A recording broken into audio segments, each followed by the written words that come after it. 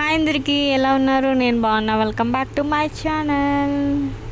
ముందుగా అందరికీ రాఖీ శుభాకాంక్షలు. ఈ రాఖీ ఫెస్టివల్ అయితే మేమైతే అందరం కలిసి చేసుకుంటాము. ఒక దగ్గరే, ఒకరి ఇంట్లో కాకుండా అందరం కలిసి ఒకటే దగ్గర రాఖీలు కడతాము. ఒక చెల్లి అన్నకి రాఖీ కట్టడము, అక్క తమ్మునికి రాఖీ కట్టడం అనేది ఒక రక్షణగా రాఖీ కట్టాలి. ఒక ఆడపిల్ల పెళ్ళై వెళ్ళిపోయిన తర్వాత కూడా అన్నదైనా తమ్ముందైనా రక్షణ అవసరము. అలాగే మనకెప్పుడు దీవిస్తూ ఉండాలి. ఇంకా తర్వాత అయితే మా అక్క కట్టేసింది అనమాట అందరికీ, పెద్దనాన్న వాళ్ళకి, డాడీ వాళ్ళకి అండ్ మా అన్నయ్య వాళ్ళకి. ఇంకా మా తర్వాత మా అల్లుని కూడా కట్టేసింది. ఆ తర్వాత అయితే స్వీట్స్ వేసి పని చేసింది అనమాట. ఇంకా తర్వాత అయితే ఇంకా మా అక్క వాళ్ళు కట్టేసిండ్రు. తర్వాత నేనైతే కట్టేశాను.